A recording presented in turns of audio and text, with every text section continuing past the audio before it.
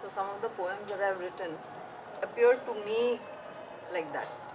So I'll start with the first poem, and I've written very little poetry, and they're really short. I'm a very impatient person, so I just quickly write down whatever comes to my mind, and it's done.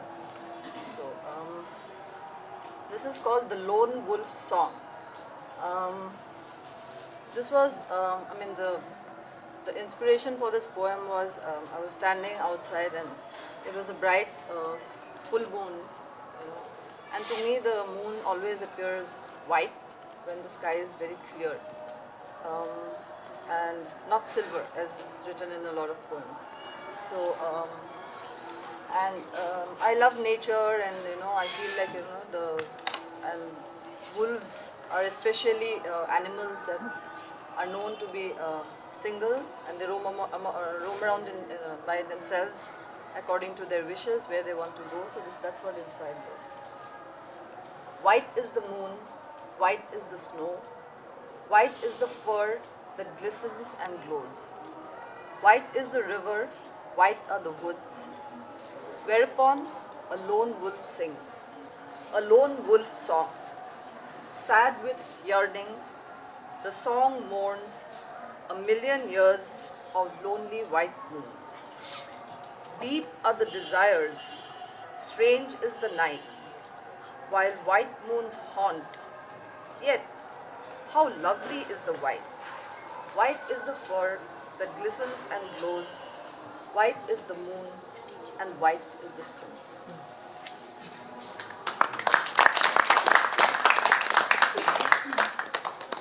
Now I have to hunt through. So this is again another snapshot.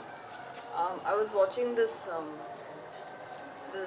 I think we were going somewhere, and on the side of the road, there were these fields where a peasant lady was, she was working on the fields.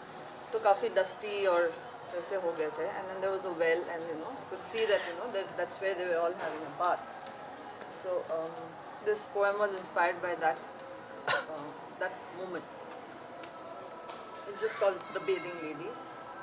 The peasant lady bathes, rivulets of cool water washing away the dust and grime of hard toil. The sun was unforgiving, the black earth cracked and dry. Her palms were covered in tiny scratches from the weeds she pulled with bare hands. As the water runs, trickles through her open hair, makes it gleaming black again, like her bare back, she is soothed. Her bath is done, the dust gone. She draws more water. It is as if she is trying to wash away 1,000 years of toil.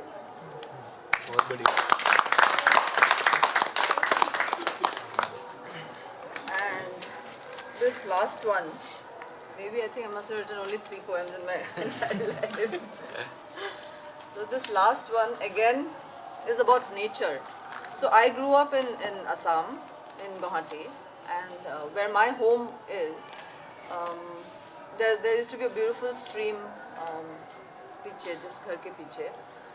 A lot of trees, a lot of birds, and slowly, and Guwahati itself was this really green and beautiful small city. And as I grew up, I could see the city changing into, what you had written about this whole malls thing, and lots of construction, lots of concrete. Then we moved to Hyderabad, and again Hyderabad was a very small town which got completely changed into this, just concrete and dust, right? So we were staying there at that time, and there was a lot of construction going on. So this poem essentially laments or talks about a future where man lives only with concrete around him and has forgotten what it feels like to be in a forest. And now people are actually scared of going to a forest because that has become so alien to them. Again, a really short poem. Fly away, yellow wings, into the dark green. Trees that never shed, the forest that humans dread. Once man, woman and child lived, loved and died here. It was a place called paradise. Now only emptiness lies. Paradise fell, man won. Hell was born and recreated again and again. Concrete, steel, and flat terrain. Where the bird, where the beast, all engulfed by the concrete, drowned by the rivers of concrete, felled by the rivers of concrete. Man forgets, memory is but a generation old. The one that is beget in concrete, only concrete remembers. And so there are the trees that never shed, the forest that now humans dread.